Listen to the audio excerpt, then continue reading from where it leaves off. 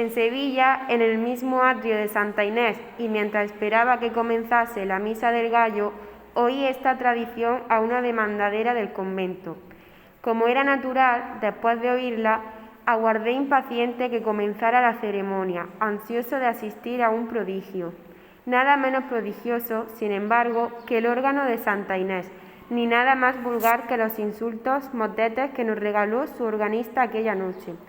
Al salir de la misa no pude por menos de decirle a la demandadera con aire de burla: ¿en qué consiste que el órgano de Maese Pérez suena ahora tan mal?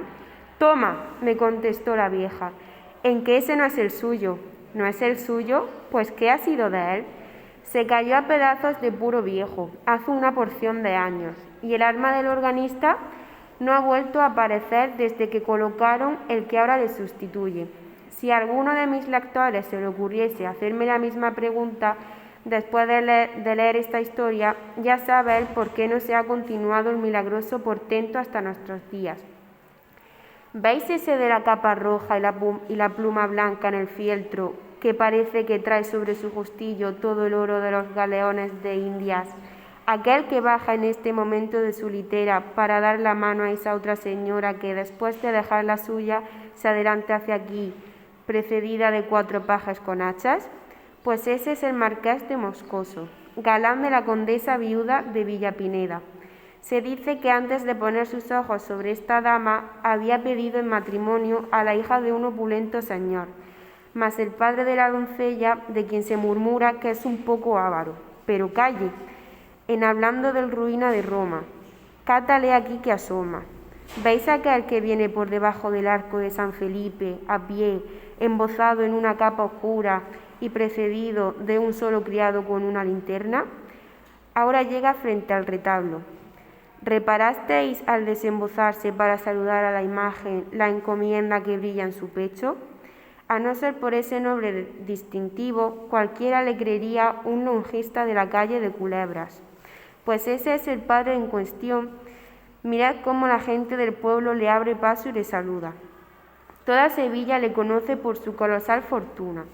Él solo tiene más ducados de oro en sus arcas que soldados mantiene nuestro señor el rey don Felipe, y con sus galeones podría formar una escuadra suficiente a resistir a la del gran turco.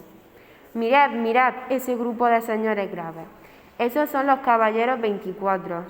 Hola, hola, también está el flamencote, a quien se dice que no han echado ya el guante de los señores de la Cruz Verde, merced a su influjo con los magnates de Madrid. Este no viene a la iglesia nada más que a oír música. No, pues si Maese Pérez no le arranca con su órgano lágrimas como puño, bien se puede asegurar que no tiene su alma en su armario, sino friéndose en las calderas de Pero Botero. ¡Ay, vecina! Malo, malo. Presumo que vamos a tener jarana. Yo me refugio en la iglesia, pues por lo que veo aquí van a andar más de sobra los cintarazos que los paternostas. Mirad, mirad, las gentes del duque de Alcalá doblan la esquina de la plaza de San Pedro, y por el callejón de las dueñas se me figura que he columbrado a las del Medinasidonia. ¿No os lo dije? Ya se han visto, ya se detienen unos y otros, sin pasar de sus puestos. Los grupos se disuelven. Los ministriles, a quienes en estas ocasiones apalean amigos y enemigos, se retiran. Hasta el señor asistente, con su vara y todo, se refugia en el atrio, y luego dicen que hay justicia para los pobres. Vamos, vamos, ya brillan los broqueles en la oscuridad. Nuestro Señor de gran poder nos asista. Ya comienzan los golpes. Vecina, vecina, aquí, antes que cierren las puertas. Pero calle, ¿qué es eso? Aún no han comenzado cuando lo dejan. ¿Qué resplandor es aquel? Hachas encendidas, literas, es el señor obispo, la Virgen Santísima del Amparo, a quien invocaba ahora mismo con el pensamiento, lo trae en mi ayuda. ¡Ay, si nadie sabe lo que yo debo a esta señora! ¿Con cuánta usura me paga las candelillas que le enciendo los sábados? Vedlo, qué hermosote está con sus hábitos morados y su birrete rojo. Dios le conserve en su silla tantos siglos como yo deseo de vida para mí. Si no fuera por él, media Sevilla hubiera ya ardido con estas disensiones de los duques. Vedlos, vedlos. Los hipocritones, como se acercan ambos a la litera del prelado para besarle el anillo. Cómo le siguen y le acompañan, confundiéndose con sus familiares. ¿Quién diría que esos dos que parecen tan amigos, si dentro de media hora se encuentran en una calle oscura? Es decir, ellos. Líbreme Dios de creer los cobardes. Buena muestra han dado de sí, peleando en algunas ocasiones contra los enemigos de nuestro Señor. Pero es la verdad, que si se buscaran con ganas de encontrarse, se encontrarán, poniendo fin de una vez a estas continuas reyertas, en las cuales los que verdaderamente baten el cobre de firme son sus deudos, sus allegados y su servidumbre. Pero vamos, vecina, vamos a la iglesia antes de que se ponga de bote en bote, que algunas noches como esta suele llenarse de modo que no cabe ni un grano de trigo. Buena ganga tienen las monjas con su organista. ¿Cuándo se ha visto el convento tan favorecido como ahora? De las otras comunidades puedo decir que le han hecho a Maese Pérez proposiciones magníficas. ¿Verdad que tiene nada de extraño? Pues hasta el señor arzobispo le ha ofrecido montes de oro por llevarla a la catedral, pero él, nada. Primero dejaría la vida que abandonar su órgano favorito. ¿No conocéis a Maese Pérez? Verdad, es que sois nueva en el barrio. Pues es un santo varón, pobre, sí, pero limonero cual no otro. Sin más pariente que su hija ni más amigo que su órgano. Pasa su vida entera en velar por la inocencia de la una y componer los registros del otro. Cuidado, que el órgano es viejo. Pues nada, él se da tal maña en arreglarlo y cuidarlo que suena que es una maravilla. Como le conoce de tal modo que a tientas. Porque no sé si os lo he dicho, pero el pobre señor es ciego de nacimiento. Y con qué paciencia lleva su desgracia. Cuando le preguntan qué cuánto daría por ver, responde: mucho, pero no tanto como creéis, porque tengo esperanzas. ¿Esperanzas de ver? Sí, y muy pronto. Añade sonriéndose con un ángel. Ya cuento 76 años. Por muy larga que sea mi vida, pronto verá a Dios. ¡Pobrecito! Y si lo verá, porque es humilde como las piedras de la calle, que se dejan pisar de todo el mundo. Siempre dice que no es más que un pobre organista de convento, y puede dar lecciones de solfa al mismo maestro que de capilla de la primaria. Como que echó los dientes en el oficio. Su padre tenía la misma profesión que él. Yo no le conocí, pero mi señora madre, que santa gloria haya, dice que le llevaba siempre al órgano consigo para darle a los fuelles. Luego el muchacho mostró tales disposiciones que, como era natural, a la muerte de su padre heredó el cargo. ¡Y qué manos tiene! Dios se las bendiga. Merecía que se las llevaran a la calle de chicarreros y se las engarzasen en oro. Siempre toca bien, siempre, pero en semejante noche como esta es un prodigio. Él tiene una gran devoción por esta ceremonia de la misa del gallo, y cuando levantan la sagrada forma al punto y hora de las 12, que es cuando vino al mundo nuestro Señor Jesucristo, las voces de su órgano son voces de ángeles. En fin, ¿para qué tengo que ponderar lo que esta noche irá? Basta el ver como todo lo demás florido de Sevilla, hasta el mismo señor arzobispo, viene a un humilde convento para escucharle, y no se crea que solo la gente sabida y a la que se le alcanza esto de la solfa conocen su mérito, sino que hasta el populacho. Todas esas bandadas que veis llegar con talas encendidas entonando villancicos con gritos desaforados al compás de los panderos, las sonajas y las zambombas, contra su costumbre, que es alborotar las iglesias, callan como muertos cuando pone Maese Pérez las manos en el órgano, y cuando alzan no se siente una mosca. De todos los ojos caen lagrimones tamaños, y al concluir se oye como un suspiro inmenso, que no es otra cosa que la respiración de los circunstantes, contenida mientras dura la música. Pero vamos, ya han dejado de tocar las campanas, y va a comenzar la misa. Vamos adentro. Para todo el mundo es esta noche Nochebuena, pero para nadie mejor que para nosotros. Estoy diciendo la buena mujer que había servido de Cicerone a su vecina, atravesó el atrio del convento de Santa Inés, y codazo en este, empujón en aquel, se internó en el templo, perdiéndose entre la muchedumbre que se agolpaba en la puerta. La iglesia estaba iluminada con una profusión asombrosa. El torrente de luz que se desprendía de los altares para llenar sus ámbitos chispeaba en los ricos joyeles de las damas que, arrodillándose sobre los cojines de terciopelo que tendían los pajes y tomando el libro de oraciones de manos de las dueñas, vinieron a formar un brillante círculo alrededor de la verja del presbiterio. Junto a aquella verja, de pie, envueltos en sus capas de color galoneadas de oro, dejando entrever con estudiado descuido las encomiendas rojas y verdes, una mano del fieltro, cuyas plumas pesaban los tapices, la otra sobre los bruñidos gavilanes del escote o acariciando el pomo del cincelado puñal, los caballeros 24. Con gran parte de lo mejor de la nobleza sevillana, parecían formar un muro, destinado a defender a sus hijas y a sus esposas del contacto de la plebe. Esta, que se agitaba en el fondo de las naves, con un rumor parecido al del mar cuando se alborota, prorrumpió en una aclamación de júbilo, acompañada al discordante sonido de las sonajas y los panderos. Al mirar aparecer al arzobispo, el cual después de sentarse junto al altar mayor, bajo un solio de grana que rodearon sus familiares, echó por 3 veces la bendición al pueblo. Era la hora de que comenzase la misa. Transcurrieron sin embargo, algunos minutos sin que el celebrante apareciese. La multitud comenzaba a rebullirse, demostrando su impaciencia. Los caballeros cambiaban entre sí algunas palabras a media voz, y el arzobispo mandó a la sacristía a uno de sus familiares a inquirir el por qué no comenzaba la ceremonia. Maese Pérez se ha puesto malo, muy malo, y será imposible que asista esta noche a la misa de medianoche. Esta fue la respuesta del familiar. La noticia cundió instantáneamente entre la muchedumbre. Pintar el efecto desagradable que causó en todo el mundo sería casi imposible. Basta decir que comenzó a notarse tal bullicio en el templo que el asistente se puso de pie y los alguaciles entraron a imponer silencio, confundiéndose entre las apiñadas olas de la multitud. En aquel momento, un hombre mal trazado, seco, huesudo y bisojo por añadidura, se adelantó hasta el sitio que ocupaba el prelado. Maese Pérez está enfermo, dijo. La ceremonia no puede empezar. Si queréis, yo tocaré el órgano en su ausencia. Que ni Maese Pérez es el primer organista del mundo, ni a su muerte dejará de usarse este instrumento por falta de inteligente. El arzobispo hizo una señal de asentimiento con la cabeza, y ya algunos de los fieles que conocían a aquel personaje extraño por un organista envidioso, enemigo del de Santa Inés, comenzaban a prorrumpir en exclamaciones de disgusto, cuando de improviso se oyó en el atrio un ruido espantoso.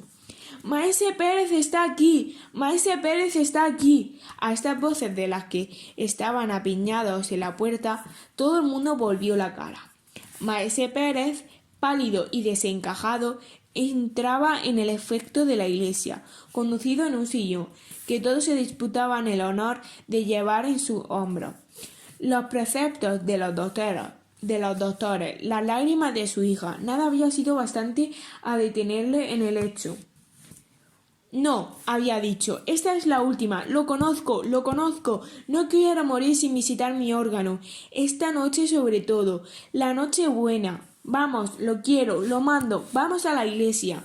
Sus deseos se habían cumplido. Los concurrentes le subieron en brazos a la tribuna y comenzó la misa. En aquel punto sonaban las 12 en el reloj de la catedral. Puso el introito y el evangelio y el ofertorio, y llegó el instante solemne en que el sacerdote, después de haberla consagrado, toma con la extremidad de sus dedos la sagrada forma y comienza a elevarla. Una nube de incienso que se desenvolvía en onda azulada llenó el ámbito de la iglesia. Las campanillas repicaron con un sonido vibrante, y Maese Pérez puso sus crispadas manos sobre las teclas del órgano. Las 100 voces de sus tubos de metal resonaron en un acorde majestuoso y prolongado, que se perdió poco a poco, como si una ráfaga de aire hubiese arrebatado su último eco. A este primer acorde, que parecía una voz que se elevaba desde la tierra al cielo, respondió otro lejano y suave que fue creciendo hasta convertirse en un torrente de atronadora armonía. Era la voz de los ángeles que, atravesando los espacios, llegaba al mundo. Después comenzaron a oírse, como unos himnos distantes que entonaban las jerarquías de serafines, 1000 himnos a la vez que al confundirse formaba uno solo, que no obstante eran no más el acompañamiento de una extraña melodía, que parecía flotar sobre aquel océano de misteriosos ecos como un jirón de niebla sobre las olas del mar. Luego fueron perdiéndose unos cuantos, después otros. La combinación se simplificaba. Ya no eran más que 2 voces cuyos ecos se confundían entre sí. Luego quedó una aislada, sosteniendo una nota brillante como un hilo de luz. El sacerdote inclinó la frente, y por encima de su cabeza arcana, y como a través de una gasa azul que fingía el humo del incienso, apareció la hostia a los ojos de los fieles. En aquel instante la nota que Maese Pérez sostenía trinando se abrió, y una explosión de armonía gigante estremeció la iglesia, en cuyo ángulo zumbaba el aire comprimido y cuyos vidrios de colores se estremecían en sus angostos ajimeces. De cada una de las notas que formaban aquel magnífico acorde se desarrolló un tema, y unos cercas, otros lejos, estos brillantes, aquellos sordos, diríase que las aguas y los pájaros, las brisas y las frondas, los hombres y los ángeles, la tierra y los cielos, cantaban cada cual en su idioma un himno al nacimiento del Salvador. La multitud escuchaba atónica y suspendida. En todos los ojos había una lágrima, en todos los espíritus un profundo recogimiento. El sacerdote que oficiaba sentía temblar sus manos porque aquel que levantaba en ellas, aquel a quien saludaban hombres y arcángeles, era su Dios, y le parecía haber visto abrirse los cielos y transfigurarse la hostia. Buenas noches, mi señora doña Baltasara. ¿También un Sarcet viene esta noche a la misa del gallo? Por mi parte tenía hecha intención de irla a oír, a la parroquia. Pero lo que sucede... ¿Dónde va Vicente? ¿Dónde va la gente? ¿Y eso qué? Si he de decir la verdad, desde que murió Maese Pérez, parece que me echan una losa sobre el corazón cuando entro en Santa Inés. Pobrecito, era un santo. Yo de mí sé decir que conservo un pedazo de su jubón como una reliquia, y lo merece. Pues en Dios y en mi ánima, que si el señor arzobispo tomara mano en ello, es seguro que nuestros nietos le verían en los altares. Más como ha de ser. A muertos y a idos no hay amigos. Ahora lo que priva es la novedad. Ya me entiende, Usacet. ¿Qué? ¿No sabe nada de lo que pasa? ¿Verdad que nosotras nos parecemos en eso? De nuestra casita a la iglesia, y de la iglesia a nuestra casita, sin cuidarnos de lo que se dice o dejase de decir. Solo que yo, así, al vuelo una palabra de acá, otra de aculla, sin ganas de enterarme siquiera, suelo estar al corriente de algunas novedades. Pues sí, señor, parece cosa hecha que el organista de San Román, aquel bisojo que siempre está echando pestes de los otros organistas, Perdulariote, que más parece jifero de la puerta de la carne que maestro del sofá, va a tocar esta noche. Buena, en lugar de Maese Pérez. Ya sabrá Usacet por qué esto lo ha sabido todo el mundo, y es cosa pública en Sevilla, que nadie quería comprometerse a hacerlo, ni aun su hija, que es profesora, y después de la muerte de su padre entró en el convento de novicias. Y era natural, acostumbrados a oír aquellas maravillas, cualquier otra cosa había de parecernos mala. Por más que quisieran evitarse las comparaciones, pues cuando ya la comunidad había decidido que, en honor del difunto y como muestra de respeto a su memoria, permaneciera callado el órgano en esta noche. Hete aquí que se presenta nuestro hombre diciendo que él se atreve a tocarlo. No hay nada más atrevido que la ignorancia. Cierto que la culpa no es suya, sino de los que le consienten esta profanación. Pero así va el mundo. Y digo, ¿no es cosa de la gente que acude? Cualquiera diría que nada ha cambiado desde un año a otro. Los mismos personajes, el mismo lujo, los mismos empeñones en la puerta, la misma animación en el atrio, la misma multitud en el templo. ¡Ay, si levantara la cabeza al muerto! Se volvía a morir por no oír su órgano tocado por manos semejantes. Lo que tiene que, si es verdad lo que me han dicho las gentes del barrio, le preparan una buena al intruso. Cuando llegue el momento de poner la mano sobre las teclas, va a comenzar una algarabía de sonajas, panderos y zambombas, que no hay más que oír. Pero ¡calle! Ya entra en la iglesia el héroe de la función. Jesús, que rompía de colorines, que gorguella de cañutos, qué aire de personaje. Vamos, que ya hace rato que llevo el arzobispo y va a comenzar la misa. Vamos, que me parece que esta noche va a darnos que contar para muchos días. Esto diciendo la buena mujer, que ya conocen nuestros lectores por sus exabruptos de locuacidad, penetró en Santa Inés, abriéndose, según costumbre, un camino entre la multitud a fuerza de empellones y codazos. Ya se había dado principio a la ceremonia. El templo estaba tan brillante como el año anterior. El nuevo organista, después de atravesar por en medio de los fieles que ocupaban las naves para ir a besar el anillo del prelado, había subido a la tribuna, donde tocaban unos tras otros los registros del órgano, con una gravedad tan afectada como ridícula. Entre la gente menuda que se apiñaba a los pies de la iglesia se oía un rumor sordo y confuso, cierto presagio de que la tempestad comenzaba a fraguarse, y no tardaría mucho en dejarse sentir. «Es un truán que por no hacer nada bien ni aun mira a la derecha», decían los unos. «Es un ignorantón que, después de haber puesto el órgano de su parroquia peor que una carraca, viene a profanar del maese Pérez», decían los otros. Y mientras éste se desembarazaba del capote para prepararse a darse de firme a su pandero, y aquel apercibía sus sonajas, y todos se disponían a hacer bulla más y mejor, solo alguno que otro se aventuraba a defender tibiamente al extraño personaje, cuyo porte orgulloso y pendantesco hacía notable contraposición con la modesta apariencia y la afable bondad del difunto maese Pérez. Al fin llegó el esperado momento, el momento solemne en que el sacerdote, después de inclinarse y murmurar algunas palabras santas, tomó la hostia en sus manos. Las campanillas repicaron, semejando su repique una lluvia de notas de cristal. Se elevaron las diáfanas ondas de incienso, y sonó el órgano.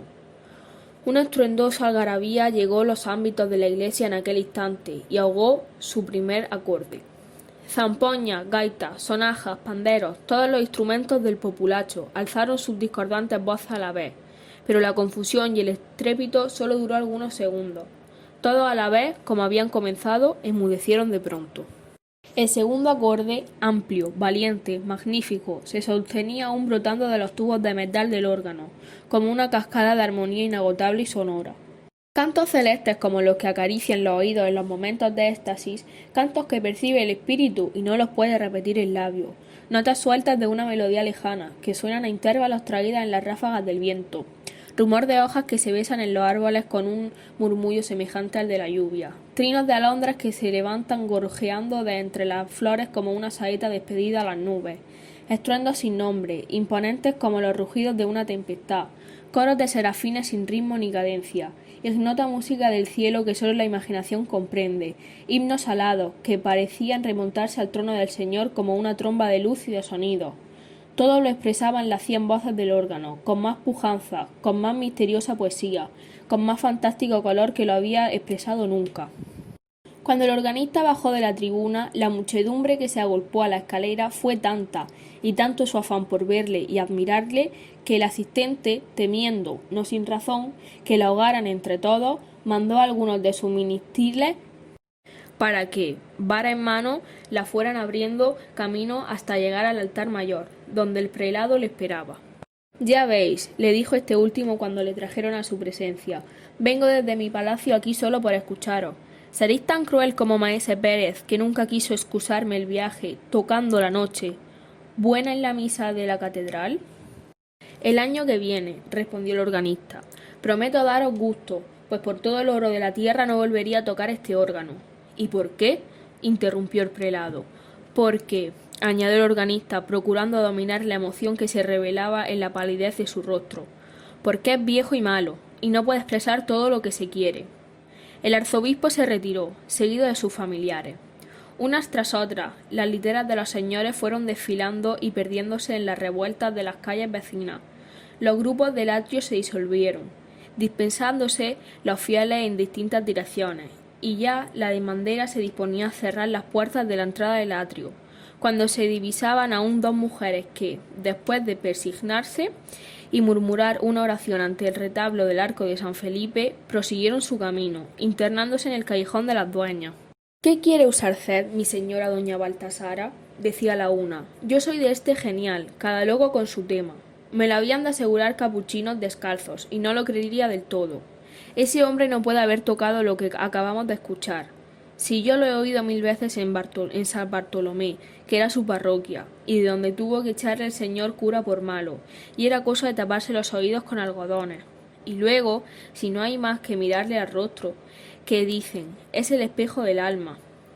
Yo me acuerdo, pobrecito, como si lo estuviera viendo, me acuerdo de la cara del maese Pérez, cuando en semejante noche como esta bajaba de la tribuna, después de haber suspendido el auditorio con sus primores. ¡Qué sonrisa tan bondadosa! ¡Qué color tan animado! Era viejo y parecía un ángel. No que éste ha bajado las escaleras a trompicones, como si le ladrase un perro en la meseta, y con un color de difunto y unas... Vamos, mi señora doña Baltasara, créame un sarcet y créame con toda veras. Yo sospecho que aquí hay busilis. Comentando las últimas palabras, las dos mujeres doblaban la esquina del callejón y desaparecían. Creemos inútil decir a nuestros lectores quién era una de ellas. Había transcurrido un año más. La abadesa del convento de Santa Inés y la hija de maese Pérez hablaban en voz baja, medio oculta entre las sombras del coro de la iglesia. El esquilón llamaba a voz herida a los fieles desde la torre, y alguna que otra rara persona atravesaba el atrio silencioso y desierto esta vez. Y después de tomar el agua bendita en la puerta, escogía un puesto en un rincón de las naves, donde unos cuantos vecinos del barrio esperaban tranquilamente que comenzara la misa del gallo. Ya lo veis, decía la superiora, vuestro temor es sobremanera pueril. Nadie hay en el templo. Toda Sevilla acude en tropel a la catedral esta noche. Tocad vos el órgano y tocadle sin desconfianza de ninguna clase. Estaremos en comunidad, pero proseguid callando, sin que cesen vuestros suspiros. ¿Qué os pasa? ¿Qué tenéis? Tengo miedo, exclamó la joven con un acento profundamente conmovido. ¿Miedo? ¿De qué? No sé, de una cosa sobrenatural. Anoche, mirad, yo os había oído decir que teníais empeño en que tocase el órgano en la misa, y ufana con esta distinción pensé arreglar su registro y templarle, al fin de que hoy os sorprendiese. Vine al coro, sola. Abrí la puerta que conduce a la tribuna. En el reloj de la catedral sonaba en aquel momento una hora, no sé cuál, pero las campanas eran tristísimas y muchas estuvieron sonando todo el tiempo que yo permanecí como clavada en el dintel. Y aquel tiempo me pareció un siglo. La iglesia estaba desierta y oscura. Allá lejos, en el fondo, brillaba como una estrella perdida en el cielo de la noche una luz moribunda. La luz de la lámpara que arde en el altar mayor. A sus reflejos debilísimos, que sólo contribuían a hacer más visibles todo el profundo horror de la sombra, le vi, madre, no lo dudéis. Vi a un hombre que en silencio y vuelto de espaldas hacia el sitio en que yo estaba recorría con una mano las teclas del órgano, mientras tocaba con la otra su registro. Y el órgano sonaba, pero sonaba de una manera indescriptible. Cada una de sus notas parecía un sollozo ahogado dentro del tubo de metal, que vibraba con el aire comprimido en su hueco, y reproducía el tono sordo, casi imperceptible, pero justo. Y el reloj de la catedral continuaba dando la hora, y el hombre aquel proseguía recorriendo las teclas. Yo oía hasta su respiración. El horror había helado la sangre de mis venas, sentía en mi cuerpo como un frío glacial y en mis sienes fuego. Entonces quise gritar, pero no pude. El hombre aquel había vuelto la cara y me había mirado. Digo mal, no me había mirado, porque era ciego. Era mi padre. Bah, hermana, desechad esas fantasías con que el enemigo malo procura turbar las imaginaciones débiles. Rezad un Paternoster y un Ave María al Arcángel San Miguel, jefe de las milicias celestiales, para que os asista contra los malos espíritus. Llevad al cuello un escapulario tocado en la reliquia de San Pacomio, abogado contra las tentaciones, y marchad a ocupar la tribuna del órgano. La misa va a comenzar, y ya esperan con impaciencia los fieles. Vuestro Padre está en el cielo, y desde allí, antes que daros sustos, bajará a inspirar a su hija en esta ceremonia solemne, para el objeto de tan especial devoción. La priora fue a ocupar su sillón con el coro en medio de la comunidad. La hija de maese Pérez abrió con mano temblorosa la puerta de la tribuna para sentarse en el banquillo del órgano, y comenzó la misa.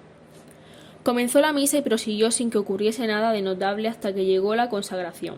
En aquel momento sonó el órgano, y al mismo tiempo que el órgano un grito de la hija de maese Pérez. La superiora, las monjas y algunos de los fieles corrieron a la tribuna. «¡Miradle! ¡Miradle!», decía la joven fijando sus desencajados ojos en el banquillo, de donde se había levantado asombrada para agarrarse con sus manos convulsas al barandal de la tribuna. Todo el mundo fijó sus miradas en aquel punto. El órgano estaba solo, y no obstante, el órgano seguía sonando como solo los arcángeles podrían imitarlo en sus raptos de místico alborozo. «No os lo dije yo una y mil veces, mi señora doña Baltasara, no os lo dije yo. Aquí hay busilis, oídlo». «¿Qué? ¿No estuvisteis anoche en la misa del gallo?» «Pero, en fin, ya sabréis lo que pasó. En toda Sevilla no se habla de otra cosa. El señor arzobispo está hecho y con razón una furia. Haber dejado de asistir a Santa Inés, no haber podido presenciar el portento y, ¿para qué? Para ir a una cencerrada, porque personas que lo oyeron dicen que lo que hizo el dichoso organista de San Bartolomé en la catedral no fue otra cosa.